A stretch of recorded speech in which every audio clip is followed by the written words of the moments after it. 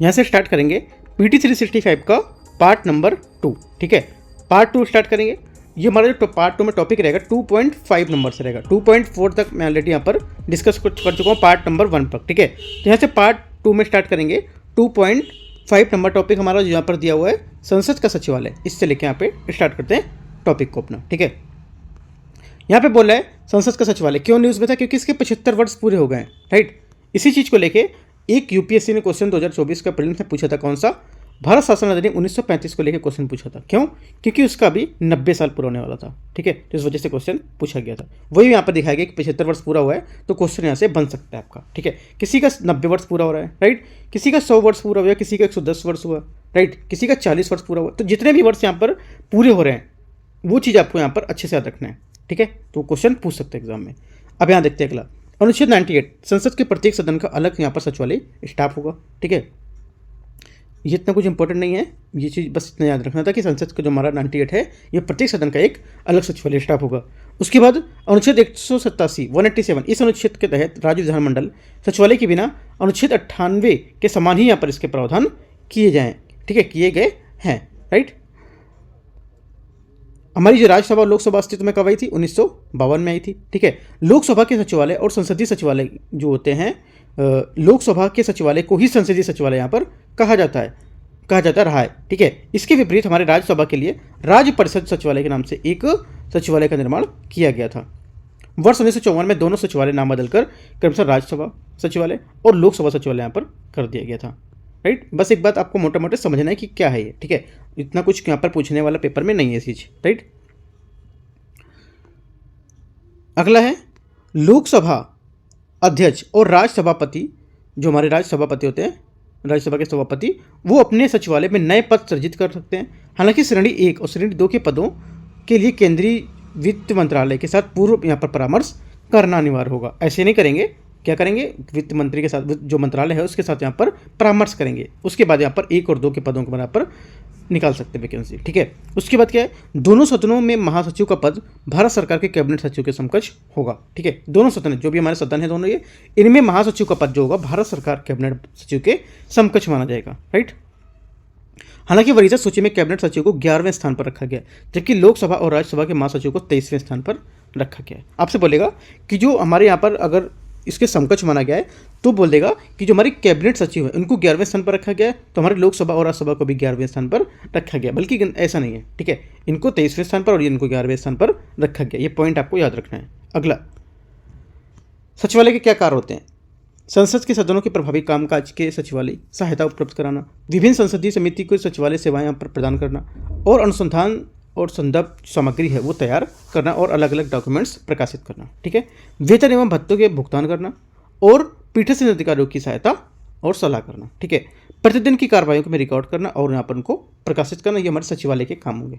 ये भी क्वेश्चन पूछेगा नहीं यहाँ पे, बस मैं आपको समझाया कि जो सचिवालय के कुछ काम होते हैं, क्या क्या काम होते हैं, माइंड में आता है कभी सचिवालय है तो क्या यहाँ पे काम इसके होते होंगे। ठीक है, बस इसको आपको माइंड में रखना है, क्वेश्चन यहाँ से नहीं पूछा जाएगा। राइट, सचिवालय की संरचना कैसी होती है? लोकसभा सचिवालय और राज्यसभा सचिवालय। लोकसभा हमारा जो अध्यक्ष होता है, लोकसभा सचिवालय के अध्यक्ष होते हैं। ठीक है, अध्यक्ष के मार्गदर्शन पर नियंत्रण में काम करते हैं। दूसरा, राज्यसभा का सभापति राज्य के जो सभा सचिवालय है उसके सभापति के प्रशासनिक नियंत्रण में यहाँ पर काम करता है। राइट, तो ये चीज़ आपको याद रखना है। उसके बाद देखते हैं प्रशासनिक प्रमुख क्या होगा?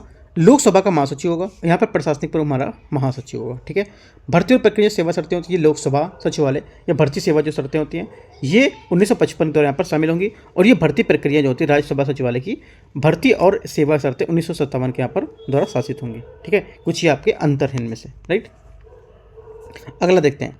अगला हमारा टॉपिक है 2.6, ये आपका आ जाएगा कैबिनेट सचिव। ठीक है, महत्वपूर्ण यहाँ पर सुर्खियाँ दी हैं, उनको देखते हैं। देखो, कैबिनेट सचिव के बारे में कुछ बातें देख लेते हैं। इसकी नियुक्ति कैबिनेट की जो नियुक्ति है उसकी समिति द्वारा वरिष्ठता जो सहयोगिता है उसके आधार पर यहाँ पर की जाएगी। वह भारत सरकार का कार्य आवंटन नियम 1961 के, भारत सरकार का कार्य संचालन नियम 1961 के प्रशासन के लिए यहाँ पर जिम्मेदार माना जाएगा। ठीक है, अगला देखते हैं। मुख्य कार्य यहाँ पर क्या है इनके मुख्य कार्य क्या होते हैं कैबिनेट सचिव के? ये केंद्रीय मंत्रालय के बीच समन्वय सुनिश्चित करना और मंत्रालय के विभागों के बीच यहाँ पर मतभेद होते हैं उनको दूर करना। ठीक है, कैबिनेट सचिव सिविल सेवा बोर्ड का पदेन अध्यक्ष भी होगा, याद रखना है। कैबिनेट सचिव के पास केंद्र सरकार कि विभागों के ऊपर कोई यहाँ पर अधिकार नहीं होता है और उसमें केंद्र सरकार के सचिवों के बीच यहाँ पर सर्वोच्च अधिकारी इनको माना जाता है। ठीक है, कैबिनेट सचिव के बारे में कुछ आप बातें जान सकते हैं। ठीक है, ये बातें होती हैं। 2.6.2 भारत में राष्ट्रपति का अभिभाषण, ये क्या है? राष्ट्रपति ने 18वीं लोकसभा के गठन के बाद संसद के दोनों सदनों में संयुक्त बैठक के यहाँ पर संबोधित किया। राष्ट्रपति के अभिभाषण के बारे में संविधान के अनुच्छेद 86(1) के अनुसार राष्ट्रपति संसद के किसी सदन में दोनों सदनों की संयुक्त बैठक का अभिभाषण कर सकेगा। कौन से आर्टिकल? आर्टिकल हमारा दिया है वो 86 का 1। ठीक है, हालांकि संविधान में लागू होने के लिए होने से लेकर अभी तक किसी भी राष्ट्रपति ने प्रावधान यहाँ पर अभिभाषण नहीं किया है। इंपॉर्टेंट बात है, याद रखना है। आपसे बोलेगा कि ये जो है अभी कोई भी राष्ट्रपति का नाम ले लेगा इनके द्वारा यहाँ पर ये अभिभाषण किया गया था, तो गलत है। अभी किसी के द्वारा यहाँ पर ये अभिभाषण नहीं किया गया। ठीक है, अगला, संविधान के अनुच्छेद 87 में ऐसे 2 अवसर दिए गए हैं जो राष्ट्रपति संसद के दोनों सदनों की संयुक्त बैठक में विशेष अभिभाषण देने का रहता है। जैसे 2 अवसर होते हैं, एक तो पहला आम चुनाव के बाद पहले सत्र का आरंभ तथा प्रत्येक वर्ष के आरंभ में यहाँ पर इसको सत्र को आरंभ करना। ठीक है, तो 2 हमारे यहाँ पर इसके अवसर दिए होते हैं जो संयुक्त बैठक के अभिभाषण है उसको। अगला क्या है? मूल संविधान में अनुच्छेद 87 के तहत प्रत्येक सत्र में आरंभ सत्र और दोनों सदनों में जो राष्ट्रपति भाषण है उसका प्रावधान यहाँ पर किया गया था। प्रथम संविधान संशोधन अधिनियम 1951 द्वारा इस प्रावधान को संशोधन कर दिया गया था। ठीक है, बस आपको मोटा मोटा से बात याद रखना है जो मैं आपको बता रहा हूँ, कि आपको याद रहे कि कभी कुछ ऐसे कोई क्वेश्चन अगर रहता है तो समझ सको अंदर से, अगर कोई डीपली क्वेश्चन पूछता है तो। वैसे तो क्वेश्चन नहीं बनने की उम्मीद है यहाँ से। अगला, संसद सदस्यों की शपथ, जो हमारे संसद सदस्य होते हैं उनकी ओथ यहाँ पर शपथ क्या होगी वो देखते हैं। 18वीं लोकसभा के गठन के नवनिर्वाचित जो सांसद हैं उसको। ठीक है, संविधान का अनुच्छेद 99 संसद के सदस्यों का शपथ या प्रतिज्ञा से संबंधित होगा। इंपॉर्टेंट है, आपसे पूछ लेगा आर्टिकल 99 किससे संबंधित है, सीधा सा क्वेश्चन दे सकता है। इस अनुच्छेद के अनुसार प्रत्येक सदन का जो हमारे प्रत्येक सदस्य अपना स्थान ग्रहण करने से पहले राष्ट्रपति या उसके द्वारा इस उद्देश्य से नियुक्त व्यक्ति के जो शपथ है वो क्या लेगा, और शपथ के प्रारूप जो हमारी संविधान की तीसरी अनुसूची है जो वहाँ पर दिए गए उसके अनुसार यहाँ पर शपथ लेगा। ठीक है, किसकी?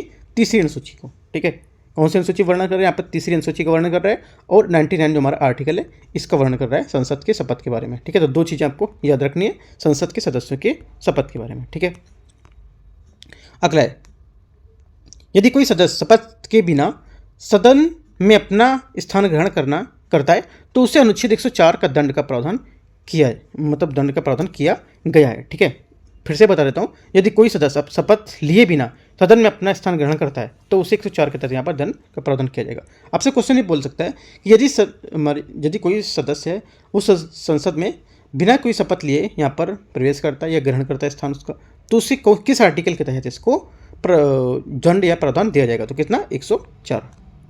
अगला, इस नियम का अपवाद कोई व्यक्ति संसद के लिए चुने के बिना मंत्री बन सकता है, हालांकि 6 महीनों के भीतर उसे संसद का सदस्य बनना पड़ेगा। शपथ अंग्रेजी या संविधान की अनुसूची 22 भाषाओं में किसी भी भाषा में ली जा सकती है। काफ़ी इंपॉर्टेंट पॉइंट, एक पॉइंट ये और दूसरा पॉइंट आपका ये काफ़ी इंपॉर्टेंट है दोनों, क्योंकि जो हमारी शपथ होती है अंग्रेजी भाषा में या संविधान की 22 भाषाएं जो होती है उनमें से किसी एक में आप ले सकते हो। अगला है, अगला टॉपिक हमारा स्टार्ट हो गया, टॉपिक नंबर 3। यहाँ पे संविधान से संबंधित मुद्दे क्या क्या यहाँ पर इसके जो रूल हैं हमारे इशूज़ हैं यहाँ पर दोगे। ठीक है, टॉपिक है हमारा नागरिक अधिनियम जो 1955 उसके बारे में। ठीक है, नागरिकता अधिनियम हमारा 1955 धारा 6A। इसमें नागरिकता प्राप्त करने के 5 तरीके बताए गए हैं। कौन कौन से? पहला, आपका जन्म से, आप लोग पढ़ते भी हो है ना, जो हमारा पॉलिटी वहाँ से ही सब पढ़ाया जाता है। वंशानुगत से, देशीकरण से, रजिस्ट्रीकरण से, और किसी राज्य में क्षेत्र में भारत का भाग बन जाने से। ठीक है, तो इस 5 टाइप से हम क्या है यहाँ पे नागरिकता को ले सकते हैं। यहाँ पर देखो इसमें क्या दोहरी नागरिकता का प्रावधान नहीं है, याद रखना। पहला पॉइंट इंपॉर्टेंट है। संयुक्त राज्य अमेरिका, यूनाइटेड किंगडम, पाकिस्तान आदि ऐसे देशों में दोहरी नागरिकता का प्रावधान है। ठीक है, कहाँ में? संयुक्त राज्य अमेरिका, यूनाइटेड किंगडम, पाकिस्तान जैसे देशों में। आपसे क्वेश्चन सीधे सा कैसे पूछेगा कि इनमें से बोलेगा जो हमारा भारत है, ठीक है, भारत को लेकर क्वेश्चन बोलेगा कि एशिया जो हमारा महाद्वीप है, ठीक है, एशिया जो हमारा महाद्वीप है, इसमें कोई भी हमारा जो कंट्रीज़ हैं एशिया महाद्वीप के कोई भी कंट्री के द्वारा दोहरी नागरिकता का प्रावधान नहीं यहाँ पर नहीं किया गया है, ऐसा पूछ सकता है। या बोल देगा हमारा जो एशिया के जो कुछ कंट्रीज़ हैं, ठीक है, या भारत के कुछ पड़ोसी देश हैं, इनमें से कोई भी नागरिकता का दूसरी दोहरी नागरिकता का प्रावधान इनमें से कहीं नहीं किया गया है। एक तरह से पाकिस्तान को ऐड करके बोल रहा हूँ मैं। ठीक है, जैसे पाकिस्तान में क्या है, यहाँ पे है तो हमारा क्या आ जाएगा, हमारा एशिया में आ जाएगा ये, ठीक है। तो हमारा क्या होगा, एशिया हमारा पाकिस्तान ऐसा है जो यहाँ पे इसका दोहरी नागरिकता यहाँ पर है इसके लिए, ठीक है। तो आंसर हमारा क्या होगा, पाकिस्तान है और दोहरी नागरिकता यहाँ पर एशिया में इसका, ठीक है। अगला देखते हैं, धारा 6 से नागरिकता अधिनियम 1955 का एक विशेष प्रावधान है। इसे वर्ष 1985 में केंद्र सरकार और असम आंदोलन के नेताओं द्वारा यहाँ पर हस्ताक्षरित समझौते के बाद नागरिकता संशोधन अधिनियम 1985 में यहाँ पर शामिल किया गया था, राइट। अगला है यहाँ से नागरिकता संशोधन अधिनियम CAA 2019 नागरिकता अधिनियम 1955 का संशोधन करता है इसको, ठीक है। तो क्या है, थोड़ा सा न्यूज़ में था, इसको देख लेते हैं। हमारे जो विदेशी विषयक अधिकरण थे, हाल ही में सुप्रीम कोर्ट ने असम में रहने वाले एक व्यक्ति को भारतीय नागरिक घोषित किया, जिसमें इससे पहले व्यक्ति को राज्य के विदेशी जो हमारे विषयक अधिकरण थे उसे विदेशी करार दिया गया था, ठीक है। स्थापना क्या था, स्थापना ये अर्धन्यायिक हमारा निकाय है। इसे विदेशियों के विषयक अधिनियम 1946 की धारा 3 के अनुसार केंद्र सरकार द्वारा विदेशी विषयक अधिकरण के आदेश को यहाँ पर स्थापित किया गया है। इतना बड़ा क्वेश्चन नहीं पूछेगा, आपको नहीं देखना है, सिर्फ इतना देखना है कि नागरिकता संशोधन अधिनियम क्या था, ठीक है, क्यों यहाँ पर चेंजमेंट इसको किया गया है, बस ये बात आपको इतना पता होना चाहिए। क्योंकि इतने मैगजीन अभी ये पढ़ना है, ठीक है, पॉलिटी पढ़ना है, इकोनॉमिक पढ़ना है, बहुत सारे सब्जेक्ट पढ़ना होता है, तो इतना डीप पूछेगा तो क्वेश्चन बनेगा ही नहीं आंसर, ठीक है। मतलब इतना डीप ऐसा कोई बनने की उम्मीद है नहीं, राइट। जो इंपॉर्टेंट काफ़ी होगा वो मैं आपको एक चीज़ और इसको एक्सप्लेनेशन करते चलूँगा, बताता चलूँगा कि क्या यहाँ पे ज़्यादा इंपॉर्टेंट है, ठीक है। बाकी एक बार पूरा गो थ्रू करना है, रीड कर लेना कि हाँ ये चीज़ यहाँ पे दिया हुआ है, ठीक है। अगला है यहाँ पे बोला, इसका अर्थ है कि असम राष्ट्रीय जो नागरिक एनआरसी हैं, ये पूरा टॉपिक आप इतना यहाँ से हटा दो, क्योंकि यहाँ से इतना कुछ खास नहीं है। जो है यहाँ पर वो इतना था कि नागरिकता संशोधन अधिनियम CAA इसमें क्या 1955 में संशोधित करता है ये, और ये क्या हमारे न्यूज़ में था, क्योंकि हमारा असम में रहने वाले व्यक्ति थे, उसके यहाँ पर पहले बताया गया था, मतलब जो हमारे देश में रहता है उसके बाद बता देता कि ये विदेशी करार दिया गया था, इसको लेके यहाँ पर न्यूज़ में था। बस ये बात आपको याद रखना है, ठीक है। अगला देखते हैं टॉपिक 3.1.1 नागरिकता संशोधन अधिनियम सिटीजनशिप, हमारा जो है अमेंडमेंट रूल 2024, ठीक है। क्या है ये, इसको देख लेते हैं। नागरिकता संशोधन अधिनियम 2024 के मुख्य बिंदु पर एक नज़र। इस पात्रता कौन कौन इसके पात्र हो सकते हैं, एक तो देशीकरण की नागरिकता, भारतीय मूल का व्यक्ति होना चाहिए, किसी भारतीय नागरिक से शादी करने वाले महिला या पुरुष हो, ठीक है, भारतीय नागरिक की नाबालिग संतान होनी चाहिए उसमें, व्यक्ति माता पिता और भारतीय नागरिक में से एक रूप में यहाँ पर पंजीकृत भी होना चाहिए, ठीक है। तो यहाँ पर ये चीज़ देख सकते हो, ठीक है। OC कार्ड धारक के रूप में भी पंजीकृत व्यक्ति है, इसको भी यहाँ पर पात्र हो सकता है इसका। अगला देशीकरण के द्वारा, जैसे मैंने आपको बताया था, और राष्ट्रीयता का प्रमाण पत्र, दूसरे देश की नागरिकता त्याग करना, दूसरे देश की नागरिकता त्याग करोगे तभी क्या यहाँ पर आप नागरिकता इसकी ले पाओगे, ठीक है। ये चीज़ कुछ यहाँ पे पॉइंट इसके दिए, उसके अंदर कुछ लिखा हुआ है, थोड़ा सा बातें, ठीक है। राष्ट्रीयता का पात्र में क्या होता है, इसमें के जो हमारे जैसे कि कुछ मूल देश के जो साबित करने के लिए दस्तावेज यहाँ पर आवश्यकता में छूट दी गई है, राइट। तो यहाँ पर राष्ट्रीयता का जो प्रमाण है वो आप यहाँ पर बताएंगे कि हम इतने टाइम से यहाँ पर रह रहे हैं, दस्तावेज को प्रस्तुत करेंगे, वो होता है हमारा राष्ट्रीयता का प्रमाण, राइट। अगला है नागरिकता संशोधन अधिनियम CAA, ठीक है, ये 2019 के बारे में। इस संशोधन अधिनियम में ये प्रावधान किया गया था, जो अवैध प्रवासी निम्नलिखित 4 शर्तों को पूरा करते हैं उन्हें इस अधिनियम के तहत अवैध प्रवासी नहीं माना जाएगा, ठीक है। नहीं माना जाएगा कब, जब वो 4 शर्तों को पूरा करेंगे। पहला, वे हिंदू, सिख, बौद्ध, जैन या पारसी से हों, ठीक है, वे अफगानिस्तान, पाकिस्तान या बांग्लादेश से आए हों और उन्हें 31 दिसंबर 2014 को या उससे पहले भारत में प्रवेश किया हो, तथा वे संविधान की 6वीं अनुसूची में शामिल असम, मेघालय, मिजोरम, त्रिपुरा के कुछ आदिवासी क्षेत्रों या inner line permit, Arunachal Pradesh, Mizoram line और नागालैंड, इसको बोलते हैं इनर लाइन परमिट, ठीक है, इसके तहत आने वाले क्षेत्रों में नहीं आते हों, तो यहाँ पर क्या इनको ये जो रहेगा इसके तहत यहाँ पे ये वैध माने जाएंगे, ठीक है। अगला, केंद्र सरकार ऐसे जो हमारे प्रवासी हैं जो पासपोर्ट भारत में प्रवेश अधिनियम 1920 तथा फॉरेनर्स एक्ट हमारा 1946 और इसके तहत बनाए गए जो नियम है उसके आदेश के खिलाफ यहाँ पर दंडित करने से उनको छूट भी मिलेगी, ठीक है। तो ये 3 पॉइंट आपके काफ़ी इंपॉर्टेंट है CAA के बारे में। अगला देखते हैं,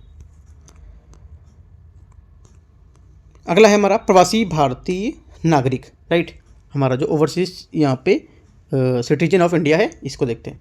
ये क्या है, OCI हमारा जो ओवरसीज सिटीजन ऑफ इंडिया जो भारतीय प्रवासी नागरिक है, इसको OCI योजना जो हमारे 2005 में नागरिकता अधिनियम 1955 में संशोधन करके यहाँ पर प्रस्तुत किया गया था, कब, 2005 में, ठीक है। याद रखना है कि इसका 20 साल पूरा हो चुका है, ठीक है, 2025 चल रहा है तो इसका क्या 20 साल पूरा हो चुका है। तो OCI को लेकर क्वेश्चन बन सकता है एग्जाम में, प्रवासी भारतीय नागरिक को लेकर क्वेश्चन बन सकता है, ठीक है।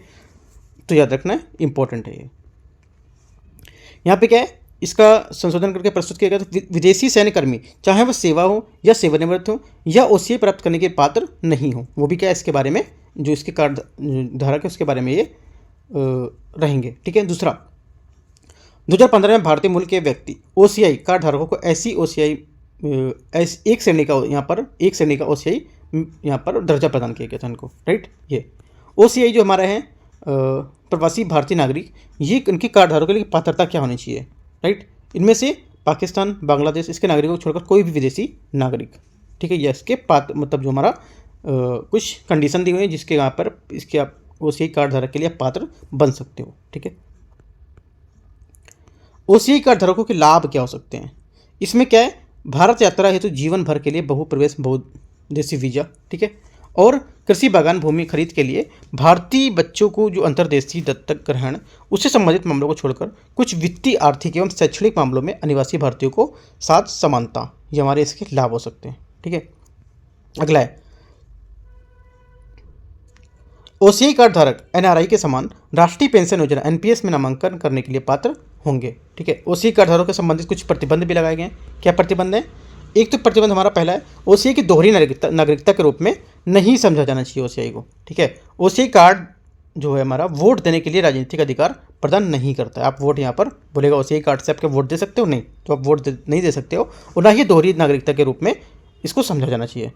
पहला पॉइंट इंपॉर्टेंट है। दूसरा, ओसीआई कार्ड धारक अगर लिखित भारतीय संवैधानिक पदों पर नियुक्ति के लिए अपात्र होंगे। कौन से आर्टिकल में बताया गया है, ये आर्टिकल बताया गया आर्टिकल 58 में, राइट। अगला,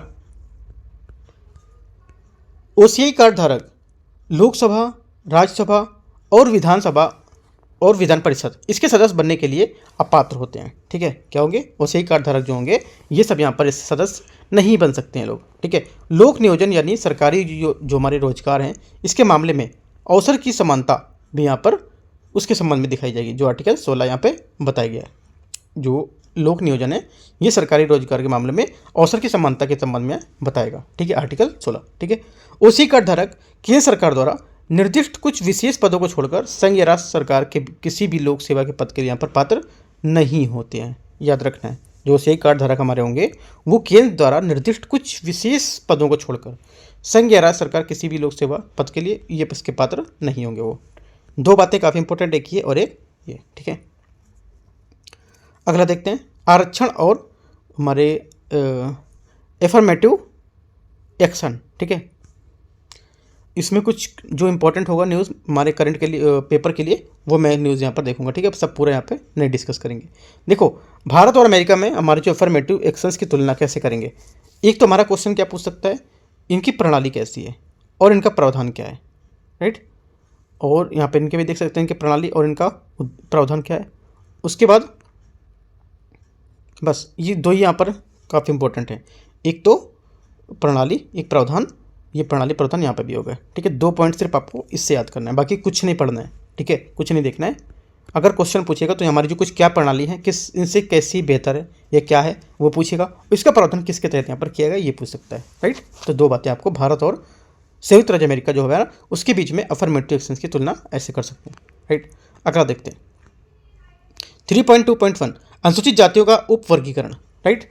यहाँ पर क्या है, हाल ही में सुप्रीम कोर्ट ने 7 न्यायाधीशों की संविधान पीठ का पंजाब और जो राज्य और अन्य जो हमारे वाद हैं इसको लेकर यहाँ पर निर्णय दिया था कि उपवर्गीकरण लेकर भारत और संविधान के अनुच्छेद जो आपका 14 है और 15 और 16 का 4 ये स्वीकार हैं, और सुप्रीम कोर्ट के अनुसार राज्य अनुसूचित जाति जो समुदाय हैं उसके भीतर अधिक वंचित जो हमारे समूह होंगे उनकी अतिरिक्त कोटा यहाँ पर प्रदान करने को लेकर उपवर्गीकृत आप कर सकते हो, ठीक है। तो ये न्यूज़ वजह से क्या है, न्यूज़ में था।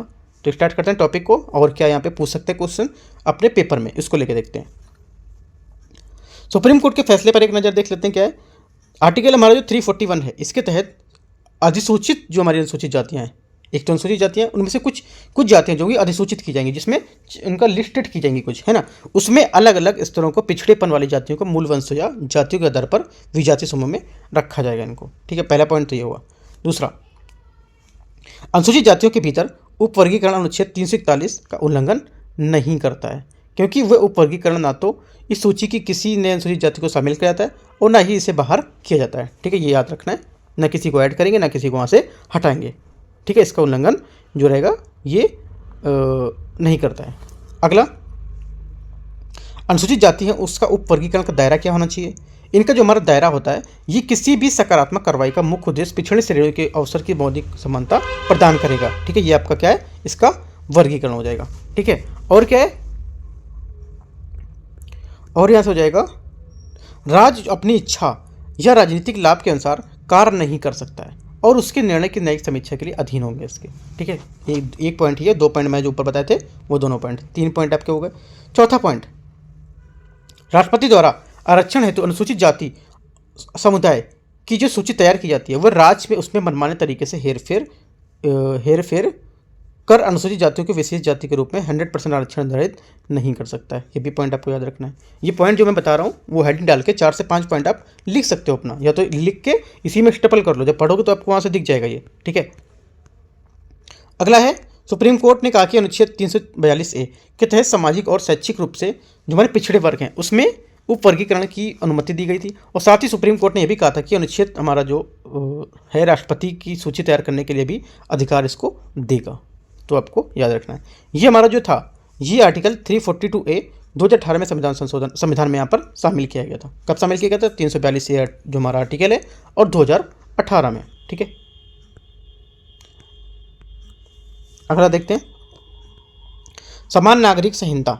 ठीक है, यूसीसी जो आपका हमारा समान नागरिक संहिता होता है, इसको देखते हैं। यूनिफॉर्म सिविल कोड,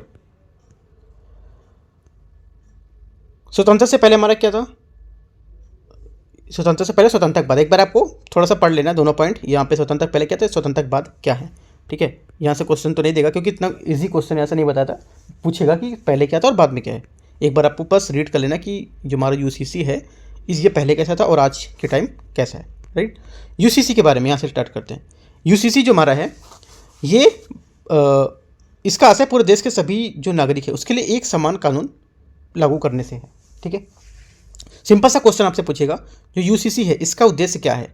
इसका उद्देश्य है जो हमारा नागरिक है, हमारे देश के सभी नागरिक हैं उनके लिए एक समान कानून लागू करना, ये हमारा करेक्ट आंसर हो जाएगा। ठीक है, ये समान कानून सभी धार्मिक समुदाय से विवाह, तलाक, गोद लेना, उत्तराधिकार जैसे जो मामले उस पर रूप में लागू होगा। यानी कि आपको सिर्फ एक कानून बना दिया कि अगर किसी का तलाक हो रहा है या कुछ है तो उसमें एक कानून नहीं लागू होगा, सब में एक कानून लागू होगा वो। ठीक है, ये भी आपको रखना, सभी धर्म कोई भी समुदाय हो उसमें भी ये लगेगा। राइट, अगला इंपॉर्टेंट पॉइंट है दोनों ये। ठीक है, संविधान के भाग 4 में वर्णित राज्य के नीति निर्देशक तत्व जो है डीपीएसपी, उसके तहत अनुच्छेद 44 में यूसीसी का प्रावधान यहाँ पर किया गया है। ये भी इंपॉर्टेंट है, तीनों पॉइंट यहाँ पे काफ़ी इंपॉर्टेंट है यूसीसी के बारे में। अगला देखते हैं, अगला यहाँ से वर्तमान स्थिति, इनकी वर्तमान स्थिति क्या होगी। इनकी वर्तमान स्थिति, भारत में व्यक्तिगत कानून काफ़ी जटिल और अलग अलग हैं। यहाँ प्रत्येक धर्म में अपने विशेष कानून का यहाँ पर पालन होता है। ठीक है, भारत में लागू जो हमारे व्यक्तिगत कानून है क्या क्या है, हिंदू उत्तराधिकार अधिनियम, मुस्लिम पर्सनल लॉ यहाँ पर है और भारतीय उत्तराधिकार अधिनियम ये। ठीक है, ये गोवा भारत का ऐसा एकमात्र राज्य है जहाँ पहले से ही समान नागरिक संहिता जो है क्या है लागू है। ये अलग है, ये यूसीसी से क्या अलग है, और पुर्तगाली नागरिक संहिता 1867 के रूप में मौजूद भी है ये। ठीक है, अगला देखते हैं, अगला टॉपिक है 3.4। इसमें क्या है, उपासना स्थल या विशेष उपबंध यहाँ पर क्या किया गया था 1991 का अधिनियम के तहत, इसको देख लेते हैं। राइट, पूजा या उपासना स्थल विशेष उपबंध अधिनियम 1991 के बारे में कुछ पॉइंट है यहाँ पर। पहला पॉइंट क्या है, ये अधिनियम घोषित करता है कि किसी भी पूजा स्थल धार्मिक चरित्र वही रहेगा जो 15 अगस्त 1947 को था। पहला पॉइंट, इसमें कहा गया कि कोई भी व्यक्ति किसी भी धार्मिक संप्रदाय के पूजा स्थल को किसी भी अलग संप्रदाय या उसकी किसी दूसरे वर्ग में परिवर्तित नहीं करेगा। ठीक है, यह अधिनियम राज्य पर प्रत्येक पूजा स्थल के धार्मिक चरित्र के बनाए रखने और जैसे कि स्वतंत्र रूप से यहाँ पर पहले से मौजूद था उस समय का सकारात्मक दायित्व यहाँ पर डालेगा। ठीक है, अगला है, इस अधिनियम के कुछ अपवाद भी हैं यहाँ पे। इस अधिनियम के यहाँ पर कुछ क्या था इसके बारे में बताया गया था, उसमें कुछ अपवाद हैं, जैसे कि अयोध्या में विवादित स्थल को इस अधिनियम से छूट दी गई है। याद रखना काफ़ी इंपॉर्टेंट है, कौन सा, जो हमारा अयोध्या जो विवादित स्थल था इस अधिनियम से क्या इसको छूट दी गई है। इसके अलावा यह अधिनियम प्राचीन स्मारक पुरातत्व स्थल जो है विशेष अधिनियम 1958 के तहत एक स्मारक को पुरातत्व स्थल पर लागू नहीं करेगा। ठीक है, ये भी नहीं करेगा। और वे मामले इसमें शामिल नहीं होंगे जो पहले से ही निपट चुके हैं। ये भी याद रखना है। ठीक है, यहाँ से तो 3 पॉइंट याद रखने हैं। एक तो ये वाला, और कुछ जो मामले पहले से निपट नहीं सकते ये, और ये इंपॉर्टेंट। तो तीनों पॉइंट जो बताए थे वो तीनों पॉइंट काफ़ी इंपॉर्टेंट है, वो याद रखने हमारे जो उपासना स्थल उसके बारे में, और कुछ यहाँ पे नहीं पढ़ना है। अगला देखते हैं 3.5 है यहाँ पर प्रिवेंटिव जो डिटेक्शन होता है, प्रिवेंटिव डिटेक्शन है इसके बारे में। प्रिवेंटिव डिटेक्शन के बारे में होता है क्या? प्रिवेंटिव डिटेक्शन एक ऐसी प्रक्रिया है जिसमें किसी भी व्यक्ति को भविष्य में कोई भी अपराध करने की आशंका के आधार पर न्यायालय में बिना कोई मुकदमा चलाए हिरासत में लिया जाता है जब किसी व्यक्ति में वह उचित आशंका की वह कि लोक व्यवस्था के समझ खतरा उत्पन्न कर सकता है, तो क्या होगा, उसे हिरासत में ले लिया जाएगा। ये हमारा प्रिवेंटिव डिटेक्शन होता है। ठीक है, ये जो है ये संविधान के अनुच्छेद 22 के अंतर्गत संसद और राज्य विधानमंडल के प्रिवेंटिव डिटेक्शन पर कानून यहाँ पर बना सकते हैं। राइट, उसके बाद होगा सब भारतीय संविधान का अनुच्छेद 22(1) और 22(2) गिरफ्तारी और डिटेंशन के खिलाफ मुकदमा खिलाफ जो सुरक्षा है वो क्या प्रदान करता है। ठीक है, उसके बाद हमारे देखो प्रिवेंटिव डिटेक्शन से संबंधित कुछ संवैधानिक प्रावधान है। ये इंपॉर्टेंट है पॉइंट, ये आपको पढ़ लेना है इतना। ठीक है, बता दे रहा हूँ मैं। अनुच्छेद 22(1) क्या है? हिरासत में ले जाने का कारण जानने का अधिकार। और 22 क्या है? 3 माह से अधिक अवधि तक प्रिवेंटिव जो डिटेक्शन है उनमें से डिटेंशन में रखने के लिए सलाहकार बोर्ड से जो मंजूरी है वो आवश्यक होगी। ठीक है, अनुच्छेद 22(2) क्या है? इसमें हिरासत में लिए गए व्यक्ति को 24 घंटे के भीतर मजिस्ट्रेट के समक्ष प्रस्तुत करना होगा और उसे अधिक से अधिक समय में हिरासत में रखने के लिए जो मजिस्ट्रेट उसकी मंजूरी आवश्यक होगी। ठीक है, अगला पॉइंट, हिरासत में लिए गए व्यक्ति को प्रिवेंटिव डिटेंशन में कारणों से यथाशीघ्र अवगत कराना चाहिए। मतलब ये अवगत कराना चाहिए कि क्यों यहाँ पर आपको पकड़ के लाया गया है। ठीक है, उसको आपको एक चीज़ आपको बताना जाना चाहिए। ठीक है, उसके बाद है यदि ऐसे डॉक्यूमेंट्स को प्रस्तुत करने में विफलता या देरी होती है तो संविधान के अनुच्छेद 22(5) के तहत अपना पक्ष प्रस्तुत करने का अधिकार यहाँ पर वंचित करने से बराबर होगा। ठीक है, जैसे डॉक्यूमेंट्स जो प्रस्तुत करने, देखो जो डॉक्यूमेंट्स है जैसे कि कुछ यहाँ पर बताया गया किसी डॉक्यूमेंट में गलत पाया गया, राइट, अगर उसमें तुमको देरी हो रही है तो आर्टिकल हमारा 22(5) के तहत अपना पक्ष प्रस्तुत करने का अधिकार यहाँ पर वंचित करने के बराबर होगा। राइट, अगला क्या है? अगला है जो प्रिवेंटिव डिटेक्शन से जुड़े कुछ कानून है। कौन कौन से? हमारा इसमें से बोलेगा इनमें से कौन से कानून जो प्रिवेंटिव डिटेक्शन से जुड़े हुए हैं। पहला, राष्ट्रीय सुरक्षा अधिनियम 1980। दूसरा, गैर कानूनी गतिविधि रोकथाम अधिनियम 1967। विदेशी मुद्रा संरक्षण तस्करी अधिनियम निवारण 1974। कालाबाजारी रोकथाम अधिनियम यहाँ पर 1980। इनमें से कौन सा नहीं है? तो क्या है? सभी यहाँ पर हैं। क्या है? सभी प्रिवेंटिव डिटेंशन के कानून के कुछ पार्ट हैं या कुछ भाग हैं। ठीक है, तो चारों हैं, ये चारों भाग आपको याद रखने हैं। प्रिवेंटिव डिटेंशन लागू करने के लिए आधार पर राज्य की सुरक्षा, विदेशी मामले, भारत की सुरक्षा, लोक व्यवस्था इसको बनाए रखना और आपूर्ति एवं आवश्यक सेवाओं को रख रखाव करना, यहाँ पर इसकी रक्षा करना, ये सब किसके होंगे? इसके आधार होंगे। ठीक है, प्रिवेंटिव जो हमारे प्रिवेंटिव डिटेंशन होते हैं इसको लागू करने के आधार तो इंपॉर्टेंट नहीं है इतना, ये दोनों ज़्यादा इंपॉर्टेंट है। ठीक है, अगला देखते हैं व्यक्तिगत अधिकार। यहाँ पर है हमारा टॉपिक क्या है? व्यक्तिगत अधिकार। दिल्ली हाई कोर्ट ने एक अंतरिम आदेश के में विभिन्न संस्थाओं ई कॉमर्स जो हमारे चैटबॉट हैं इनको एक अभिनेता की सहमति के बिना नाम, छवि या आवाज़ की समरूपता को दुरुपयोग करने पर प्रतिबंधित कर दिया। ठीक है, देख लेते हैं क्यों न्यूज़ में था। व्यक्तित्व के अधिकार के बारे में, व्यक्ति का हमारा अधिकार जो होता है नाम, आवाज़, हस्ताक्षर, छवि, जनता द्वारा आसानी से पहचानी जाने वाली किसी विशेषता को व्यक्त करने के लिए जो किसी सेलिब्रिटी आदि के व्यक्ति का प्रतीक होती है। किसी देश में कानून व्यक्ति का अधिकार उसके संरक्षण को स्पष्ट रूप से उल्लेख नहीं किया गया, हालांकि निजता का अधिकार और संपत्ति के अधिकार को इसके तत्व में विद्वान होंगे। ठीक है, निजता का अधिकार काफ़ी इंपॉर्टेंट है और आपका संपत्ति का अधिकार, ये दोनों इंपॉर्टेंट है हमारे। ठीक है, व्यक्तित्व आधार पर 2 घटक होते हैं, एक तो पब्लिसिटी, दूसरा निजता का अधिकार। निजता का अधिकार में आपका आ जाएगा अनुच्छेद 21। ठीक है, और जो हमारा पब्लिसिटी का अधिकार है आपका ट्रेडमार्क अधिनियम 1999 और कॉपीराइट अधिनियम 1957। ठीक है, अगला है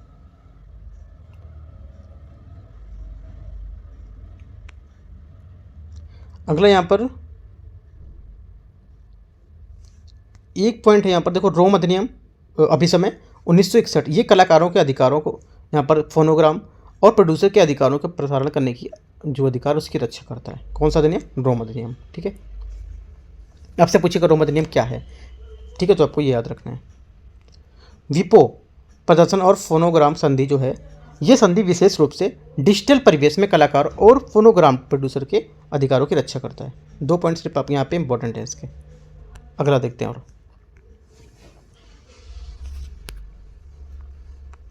अगला है 3.7.1, कुछ यहाँ पर न्यूज़ है।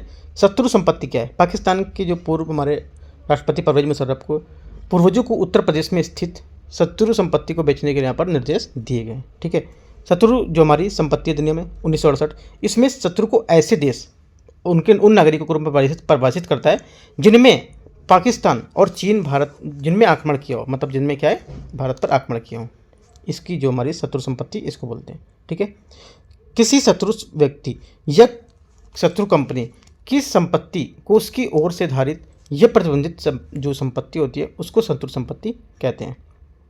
इस अधिनियम 2017 के संशोधन को शत्रु परिभाषा के विस्तार यहाँ पर किया, जिसमें निम्नलिखित शामिल थे। क्या क्या शामिल था? एक तो शत्रु हमारी कानून था, उसके उत्तराधिकारी चाहे वो भारत का नागरिक हो या किसी देश ऐसे नागरिक रहे जहाँ पर वह शत्रु देश ना हो उसका। दूसरा, कोई भी शत्रु जिसमें भले ही अपनी राष्ट्रीयता बदल दी हो।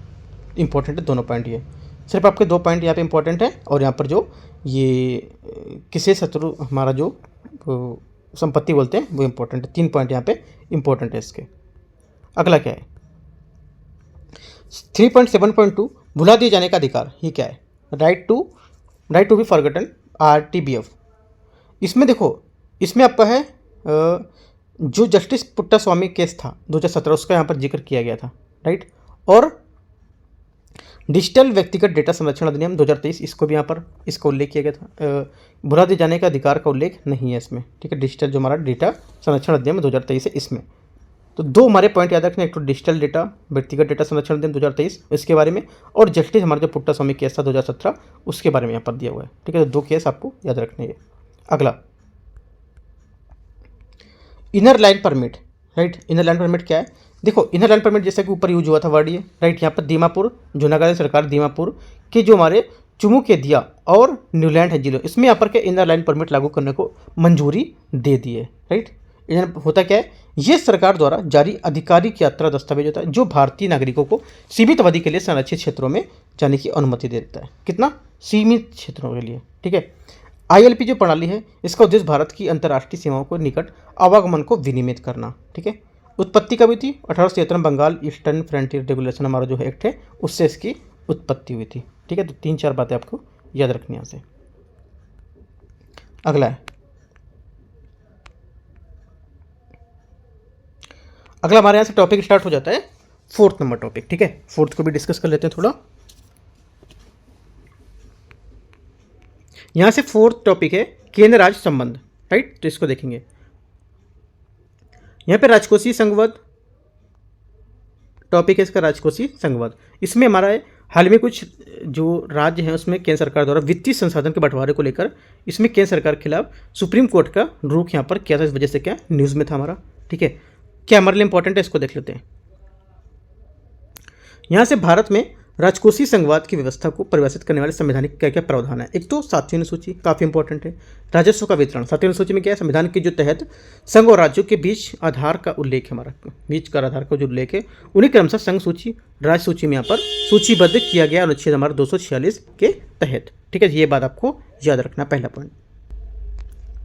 दूसरा पॉइंट है राजस्व का वितरण। भारतीय संविधान के में संघ व राज्यों के बीच राजस्व वितरण को वर्गीकरण किया गया निम्नलिखित में से अनुच्छेदों को यहाँ पर वर्गीकृत कौन कौन से अनुच्छेद, जैसे कि आर्टिकल 269 और आर्टिकल 269A, ठीक है, और आर्टिकल 270। तो तीनों आर्टिकल काफ़ी न्यूज़ में 269, 269A, 270 तीनों आर्टिकल को अच्छे से आपको कवर कर लेना ये, ठीक है। और जो आपका 246 आर्टिकल यहाँ पर मिला हुआ था ये भी, और 7वीं अनुसूची है ये भी, ठीक है। तो ये 2 और 3 और एक 4 आर्टिकल और एक 7वीं अनुसूची के बारे में करना है आपको, ठीक है। अगला देखते हैं।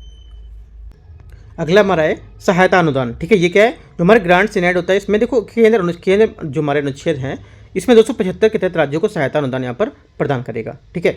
ऋण अनुच्छेद जो हमारे ऋण में है उसमें क्या अनुच्छेद 292 के अनुसार केंद्र सरकार के पास देश के अंदर जो घरेलू स्रोत हैं या बाहर से जो धन उधार लेने की शक्ति है उसमें क्या होगा, हालांकि 293 के तहत ये राज्य सरकारें घरेलू स्रोत से ही विदेशों से नहीं ऋण ले सकती हैं। ठीक है, जो राज्य सरकार है हमारा घरेलू से जो ऋण होगा वो ले सकेंगे, ना कि विदेश से। ठीक है, ये चीज़ आपको याद रखना है कौन से आर्टिकल के तहत ये बताया गया है। राइट।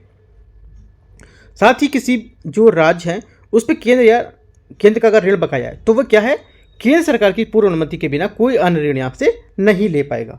ये भी आपको याद रखना है दोनों पॉइंट। ये अगला वित्त आयोग जो यहाँ पर है, ये जो हमारा 280 के तहत संघ राज्य के बीच वितरित जो हमारे वित्तीय संस्थाएं हैं, संसाधन है, उसमें वितरित वित्त आयोग के जो कुछ गठन के प्रावधान है, इसी उद्देश्य से जो हमारे राष्ट्रपति हैं उसको द्वारा हर 5 साल में इसका वित्त आयोग का गठन किया जाएगा, आर्टिकल 280 के तहत। ठीक है, 280 के तहत।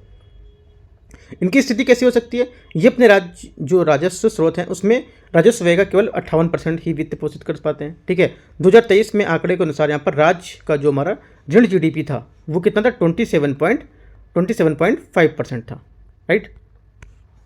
अगला है राज्य सरकार के कुछ राजस्व स्रोत हैं हमारे। ठीक है, राज्य सरकार के क्या क्या स्रोत हैं, कर राजस्व में क्या क्या आएगा और गैर कर राजस्व में क्या आएगा, और जो हमारे केंद्र सरकार की जो कुछ अनुदान उसमें यहाँ पर क्या पूछा जाएगा। ठीक है, तो ये आपको एक बार देख लेना है, याद आपको नहीं करना है सब चीज़ें। ठीक है, कि हमारा कर राजस्व में क्या क्या आता है और गैर कर राजस्व में क्या क्या आता है। ठीक है, और केंद्र जो हमारे जो अनुदान है उसमें यहाँ पर क्या क्या चीज़ें आती हैं। ठीक है, अगला है यहाँ पे विशेष श्रेणी राज्य का दर्जा। ठीक है, 4.2 में बिहार आंध्र प्रदेश के लिए फिर से विशेष श्रेणी राज्य का दर्जा की यहाँ पर मांग उठाई गई है। इसको लेकर यहाँ पर न्यूज़ में था। ठीक है, तो इंपॉर्टेंट है, यहाँ पर देख लेते हैं कुछ पॉइंट जो यहाँ पर पूरा नहीं पढ़ना है आपको, सिर्फ जो हमारे एग्जाम के लिए इंपॉर्टेंट होंगे उससे देखते हैं यहाँ पर। राइट।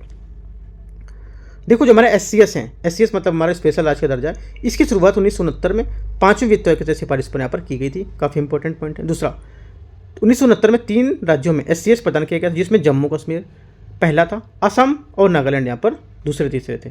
ठीक है, वर्तमान में 11 राज्यों में SCS का दर्जा यहाँ पर दिया गया, जिसमें से कौन कौन से, असम, नागालैंड, हिमाचल प्रदेश, मणिपुर, मेघालय, सिक्किम, त्रिपुरा, अरुणाचल प्रदेश और मिजोरम और उत्तराखंड जैसे यहाँ पर जो क्या है शामिल है, यहाँ पर तेलंगाना भी शामिल है। ठीक है, जो SCS राज्य हैं इसमें गाडगिल जो मुखर्जी फार्मूला इसके आधार पर यह अनुदान दिया जाता है इनको। ठीक है, ये चारों पॉइंट इंपॉर्टेंट है ऊपर के। यहाँ थे कि संविधान किसी भी राज्य को SCS राज्य के रूप में वर्गीकृत नहीं करता है। ठीक है, फिर से देख लो, जो हमारा संविधान है किसी राज्य को विशेष श्रेणी राज्य के दर्जा के रूप में वर्गीकृत नहीं करता है। ठीक है, याद रखना है। भारत के संविधान में कुछ राज्यों के लिए विशेष प्रावधान यहाँ पर किए, जैसे कि आर्टिकल 371 है, 371H और 371J। ठीक है, ये हमारे जो हैं A, H और J, इनके लिए पर के विशेष प्रावधान यहाँ पर किए गए हैं। राइट। अगला है 14वें जो वित्त आयोग है, इसमें सिफारिशों के अनुसार अब किसी भी राज्य को SCS प्रदान नहीं किया जाना चाहिए। जो इसके बाद किसी भी नए राज्य को SCS नहीं जो दर्जा है वो नहीं दिया जाएगा। ठीक है, क्योंकि 14वें वित्त आयोग हमारी ये सिफारिश की गई थी। उल्लेखनीय कि पूर्वोत्तर और हिमालयी जो राज्य हैं उसके लिए वर्तमान विशेष वित्त पोषण और पैटर्न जो हमारे राज्य उनके मुख्यमंत्री के उपसमूह हैं उनकी सिफारिश के आधार पर, न कि उनके SCS के दर्जे पर। ठीक है, जो हमारे जो पूर्वोत्तर हिमालय राज्य होंगे उनकी विशेष स्थिति यहाँ पर आप चेंजमेंट कर सकते हो। ठीक है, न कि इनकी सिफारिश को लेकर। राइट। विशेष श्रेणी का दर्जा प्राप्त करने के कुछ मानदंड होते हैं। हमें विशेष श्रेणी का दर्जा कब प्राप्त होगा, इसके कुछ मानदंड होंगे, है ना, कुछ पॉइंट्स होंगे। ये पहाड़ी और दुर्गम इलाका होना चाहिए, कम जनसंख्या घनत्व या जनसंख्या आबादी का बड़ा हिस्सा हो, पड़ोसी देशों के साथ सीमाओं पर सामरिक अवस्थिति हो और आर्थिक और संरचनात्मक पिछड़ापन हो और राज्य वित्त की अव्यवहार्यता प्रकृति होनी चाहिए। ये इससे क्या होगा, ये हमें पूरा जो मैप तैयार करेंगे ये हमारा विशेष श्रेणी के दर्जे को मानदंड को बताएगा। अगला है आर्टिकल, ये संविधान के अनुच्छेद 282 के तहत एक अतिरिक्त अनुदान के रूप में प्रदान किया जाएगा। यह अनुदान वित्तीय प्रावधानों के अंतर्गत आएगा। इंपॉर्टेंट कुछ नहीं है इतना, इसको छोड़ देते हैं। ठीक है, वो जो ऊपर बताया वो काफ़ी इंपॉर्टेंट है, 6 से 7 पॉइंट। छठी अनुसूची क्या है, अभी मैंने ऊपर दिखाया था 7वीं अनुसूची, वो भी पढ़ना है और छठी अनुसूची भी न्यूज़ में आ गई। ठीक है, तो ये भी पढ़ना है। जितनी अनुसूची न्यूज़ में आ रही है एक एक चीज़ आपको कवर करते जाना है। अगर यहाँ से कवर होता है ठीक है, वरना स्टैटिक अपना उठाओ। ठीक है, M लक्ष्मीकांत उठाओ, वहाँ से छठी अनुसूची को कवर कर डालो पूरा। राइट, यहाँ से तो पढ़ ही रहो करंट, प्लस वो भी आप कुछ अगर बचता है तो वहाँ से कवर कर सकते हो उसको। क्यों न्यूज में थी, लद्दाख को भारतीय संविधान की छठी अनुसूची में शामिल करने के लिए वहाँ के लोग विरोध प्रदर्शन कर रहे थे, इसलिए वजह से न्यूज़ में था ये। छठी अनुसूची के बारे में ये क्या है, संविधान के अनुच्छेद 244(2) के तहत छठी अनुसूची जो हमारे है बोरदोलई समिति की सिफारिश के परिणाम स्वरूप यहाँ पर संविधान में शामिल की गई थी। ठीक है, कौन सी समिति की? बोरदोलई समिति। बोरदोलई समिति किससे संबंधित है? ये हमारा समिति संबंधित है छठी अनुसूची में, जो यहाँ पर जो कुछ राज्य हैं उससे। यह अनुसूची इनमें से शामिल राज्यों के राज्यपाल को अपने राज्य में स्वायत्त जिला परिषद जो होती है उसमें स्वायत्त प्रादेशिक जो परिषद होती है उसको गठित करने का प्रावधान करती है या अधिकार देती है। एडीसी की संरचना क्या होती है? एडीसी की जो संरचना एडीसी मतलब यहाँ से जो हमारी स्वायत्त जिला परिषदें होती हैं इसको एडीसी बोलते हैं। ठीक है, इसकी संरचना अधिकतम 3 सदस्य होते हैं, 30 सदस्य। ठीक है, इसमें 4 राज्यपाल द्वारा नामित किए जाते हैं जबकि शेष चुने जाते हैं इसको। ठीक है, वर्तमान में 4 राज्यों में 10 ऐसी एडीएस हैं, मतलब 4 वर्तमान हमारे 4 राज्य हैं उसमें 10 स्वायत्त जिला परिषदें हैं। ठीक है, अगला देखते हैं।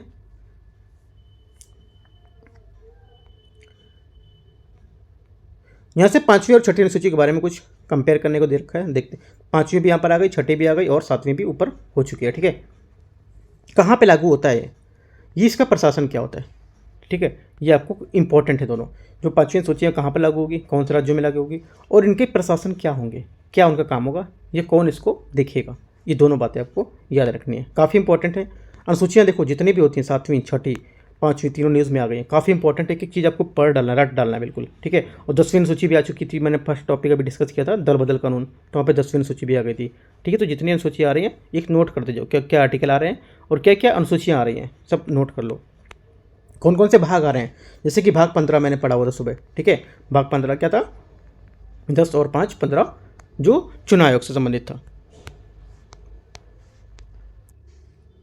अगला हमारा है नए राज्यों का निर्माण। ठीक है, नए राज्यों का हमारा निर्माण है, इसको देख लेते हैं।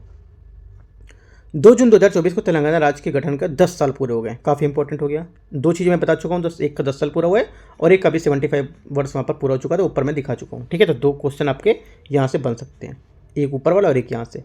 इसमें से कैसे बन सकता है? नए राज्यों के गठन की समीक्षा, इसको देखते हैं।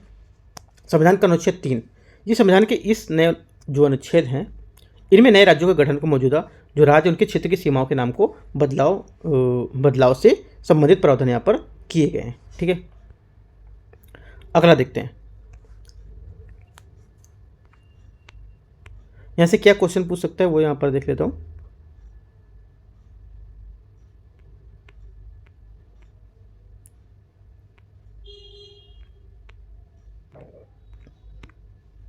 यहाँ से देखो कुछ इतना खास तो नहीं है यहाँ पर, क्योंकि देखो स्टैटिक से क्वेश्चन सीधा बन गया। यहाँ से जो नए राज्य का निर्माण है सीधे स्टैटिक का क्वेश्चन यहाँ से बनता है, क्योंकि आर्टिकल हमारा 3 यहाँ पर आया, राइट। उसके बाद राष्ट्रपति ऐसा क्वेश्चन पूछ लेगा, इनमें जो नए राज्यों का गठन है ये किसके अंतर्गत आता है या कौन इस नए राज्यों का गठन कर सकता है। ठीक है, पहला तो ये हुआ। उसके बाद जो राष्ट्रपति अगर हमारा नए राज्यों का गठन का मतलब साइन करेगा, फाइनली करेगा, तो क्या उसमें किस किस के साइन हो सकते हैं, कौन कौन यहाँ पर उसको पास कर सकता है, ये कहाँ पर पास होता है, कहाँ पर पास होता है, ये हमारा साधारण बहुमत से पास होता है। ठीक है, साधारण बहुमत संसद विधेयक जो वहाँ पर क्या है, ये मतदान करने वाले सदस्यों के बहुमत से यहाँ पर पारित किया जाएगा। ठीक है, जिलों का गठन कैसे करेंगे? इनका गठन राज्य सरकार के पास राज्यों के जो नए जिले बनाने या मौजूदा जो बदलने का समाप्त करने का अधिकार है वो यहाँ पर इसमें दिया जाएगा इनको। ठीक है, तो ये कुछ पॉइंट याद रखने हैं, स्टैटिक पॉइंट है सब, ये करंट नहीं है, ये पे पूरे स्टैटिक दिया हुआ है। जो भी हमारा नए राज्यों का गठन होगा, नए राज्यों का गठन हम कैसे करेंगे, एक एक पॉइंट यहाँ पे स्टैटिक दिया, करंट ये नहीं है। ठीक है, आपको स्टैटिक से भी कवर कर लेना ये चीज़, काफ़ी इंपॉर्टेंट टॉपिक है। जो नए राज्यों की गठन की प्रक्रिया हमारा जो अनुच्छेद 3 है उसको लेकर एक बार आप पढ़ लेना है, आपको तो क्लियर हो जाएगा पूरा। ठीक है, अगला क्या है? अगला यहाँ पे है फजल अली आयोग, 14 राज्यों को 6 जो शासित प्रदेश में गठित, ऐसा कुछ खास इंपॉर्टेंट नहीं है इसमें भी। 5वां हमारा क्या, न्यायपालिका। ठीक है, 5वां भी स्टार्ट कर देते हैं, कुछ 2-3 पॉइंट टॉपिक यहाँ से कर लेंगे, बाकी अगले पार्ट में करेंगे। ठीक है, देखो जो हमारे यहाँ पर पीटी के लिए इंपॉर्टेंट है, प्रीलिम्स के लिए, सिर्फ मैं वही डिस्कस कर रहा हूँ। जो आप सोचोगे कि पूरी मैगजीन में डिस्कस करूँगा, आप पूरी मैगजीन आपको नहीं पढ़ना है, सिर्फ जो हमारे पेपर में आ सकता है वो चीज़ मैं आपको पॉइंट एक पॉइंट कवर कराता जा रहा हूँ, राइट। अगर आपको लगता है कि हमारे करंट, जैसे मैंने आपको ऊपर वाला बताया कि नए राज्यों का गठन, वहाँ से सिर्फ आपको स्टैटिक याद करना है, पॉइंट याद करने वाली पॉइंट है, उसमें कुछ आप इंपॉर्टेंट नहीं बता सकते कि क्या है, वो सभी इंपॉर्टेंट है, राइट। तो आपको क्या है, वो पूरा टॉपिक को अच्छे से पढ़ जाना है, राइट। देखो यहाँ पे जो हमारा है न्यायपालिका, हाल ही में सुप्रीम कोर्ट ने ऑनलाइन मध्यस्थता प्रशिक्षण वेब पोर्टल का यहाँ क्या है शुभारंभ किया है, राइट। इससे राष्ट्रीय विधि सेवा प्राधिकरण नालसा और मध्यस्थता एवं सुलह परियोजना के तहत यहाँ पर संयुक्त रूप से विकसित किया गया है। राइट। अगला, एनसीपीसी का गठन जो है ये 2005 में सुप्रीम कोर्ट ने किया था। किसने किया था? सुप्रीम कोर्ट ने किया था। इसे गठित करने का उद्देश्य मध्यस्थता और सुलह प्रभावी तरीके से कार्यान्वयन की निगरानी करना। ठीक है। कोई चीज़ नियुक्ति, किसी की नियुक्ति करते हैं, क्यों करते हैं? क्योंकि उसको अच्छे ढंग से देखे और उसको जो कार्यान्वयन रहेगा वो आगे कंटिन्यू करता रहेगा। ठीक है। ये पूरे देश में कानूनी पेशेवर को मध्यस्थता के क्षेत्र में विस्तार से जो प्रशिक्षण है वो प्रदान करेगा और वैकल्पिक विवाद के समाधान तंत्र को बढ़ावा भी देगा। ठीक है। अगला देखते हैं। भारत में देखो जो हमारे ऑर्बिट्रेशन पर मौजूद फ्रेमवर्क कुछ है, ये क्या क्या है? ऑर्बिट्रेशन तो इम्पोर्टेंट नहीं है इतना। अगला देख लेते हैं और क्या पॉइंट है। वैश्विक स्तर पर फ्रेमवर्क, ये भी कुछ इतना खास इंपॉर्टेंट नहीं है। हाँ, ये चीज़ इतना इंपॉर्टेंट है, इसका जो भारत इसका पक्षकार है, जो हमारा ऑर्बिट्रेशन मौजूदा फ्रेमवर्क है, इसका जो मेंबर होगा भारत यहाँ पर 1899 में ही जो परमानेंट कोर्ट ऑफ ऑर्बिट्रेशन है इसकी स्थापना की गई थी। इसकी स्थापना अंतर्राष्ट्रीय विवादों से जो हमारी शांतिपूर्ण निपटान करना इस पर कन्वेंशन के तहत की गई थी। भारत भी इसका एक पक्षकार है, याद रखना है। इस टाइप से क्वेश्चन पूछ सकता है क्योंकि भारत इसका मेंबर है। ठीक है, यह पक्षकार है। अंतर्राष्ट्रीय वाणिज्यिक मध्यस्थता और अंतर्राष्ट्रीय निपटान समझौते जो हैं इस पर मॉडल कानून लागू किया गया था। राइट। भारत ऑर्बिट्रेशन परिषद इसकी स्थापना की गई थी, भारतीय ऑर्बिट्रेशन परिषद की स्थापना की गई। ये सोसाइटी पंजीकरण अधिनियम 1860 के तहत यहाँ पर एक सोसाइटी है।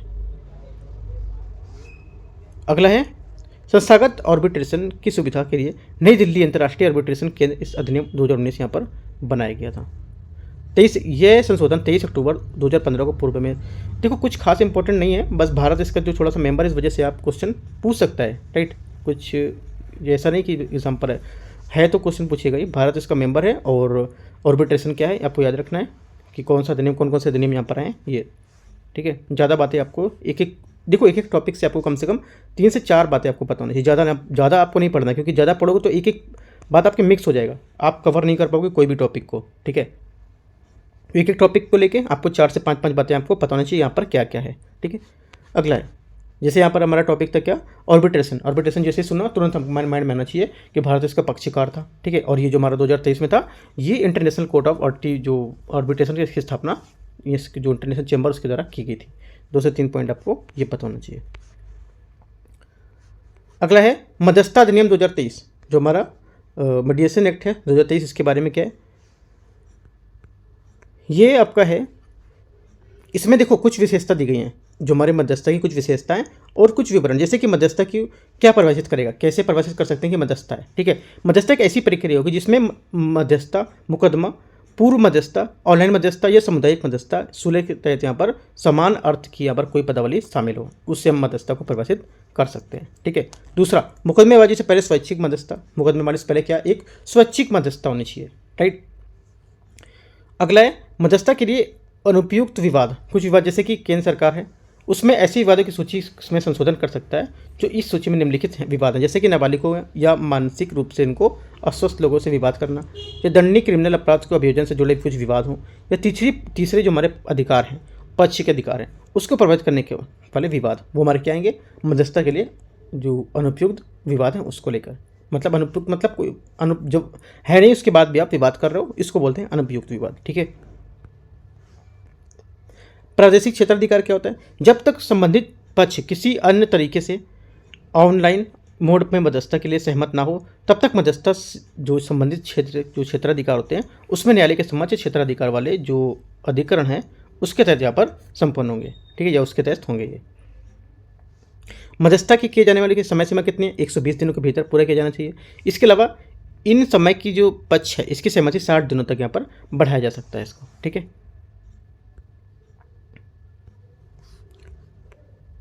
अगला है भारतीय मध्यस्थता परिषद की स्थापना। इसमें जो है कौन कौन शामिल होगा? एक अध्यक्ष होगा, 2 पूर्णकालिक सदस्य होंगे, 1 अंशकालिक सदस्य होगा और 3 पदेन सदस्य होंगे। ठीक है। मध्यस्थता सेवा प्रदाताओं को कैसे प्रभावित करेगा? ये करेगा कि जो वह सेवा प्रदाता जो MCI द्वारा एमसीआई द्वारा मतलब हमारी जो भारतीय मध्यस्थता परिषद है इसको बोलते हैं एमसीआई। ये करने के लिए अधिकृत निकाय या संगठन के रूप में परिभाषित करता है। तो उसे क्या कहेंगे, इसकी परिभाषा बताएंगे। जो हमारी मध्यस्थता सेवा प्रदाता है इसकी परिभाषा। ये विधिक सेवा प्राधिकरण 1987 के तहत गठित एक प्रावधान को बता सकता है। ठीक है, ये आपको थोड़ा पढ़ने में अटपटा लग रहा होगा, ये जो टॉपिक पूरा है ये अजीब सा लग रहा होगा। ठीक है, तो क्या करना है, सिर्फ आपको इतनी बात ही पढ़ जाना है, पूरा पूरा नहीं कवर करना है। हमारा मध्यस्थता अधिनियम क्या था, इसकी स्थापना कब हुई, इसमें कितने मेंबर हैं, ठीक है, इसको कैसे परिभाषित करते हैं, इस 4 से 5 पॉइंट आपको पता होना चाहिए। ठीक है, अगला हमारा जो टॉपिक बचेगा 5.1.2 लोक अदालत, इसको स्टार्ट करेंगे पार्ट नंबर 3 में। ठीक है, पार्ट 3 में स्टार्ट करेंगे तो 5 और 6 करीब उसमें कवर कर जाएंगे, और जो 7-8 बचेगा वो 4 में कवर कर जाएंगे। ठीक है, तो 5 जो थर्ड टॉपिक रहेगा उसको स्टार्ट करेंगे 5.1.2 से। ठीक है, बाकी कोई डाउट रहता है तो आप नीचे कमेंट में पूछ सकते हो। राइट, और देखो यहाँ पर जो टेस्ट चल रहा है अभी विज़न का, मैं जो मिनी टेस्ट है 50 क्वेश्चन को भी यहाँ पे चला रहा हूँ। ठीक है, और अभी दृष्टि का मेंटरशिप टेस्ट है वो भी चल रहा है, और यूकेटी का जो हमारा यूपीएससी नॉलेज ट्रैक है इसका भी यहाँ पर 10 क्वेश्चन रहता है वो भी। तो जितने भी चल रहा है यूपीएससी के लिए एक एक चीज़ आपको यहाँ से कवर करते रहना है, कहीं ना कहीं से आपका यहाँ से क्वेश्चन जरूर देखने को मिलेगा। राइट, बाकी कोई डाउट है आप नीचे कमेंट में पूछ सकते हो, मैं टेलीग्राम का लिंक भी यहाँ पर शेयर कर दे रहा हूँ। ठीक है, all the best, thank you.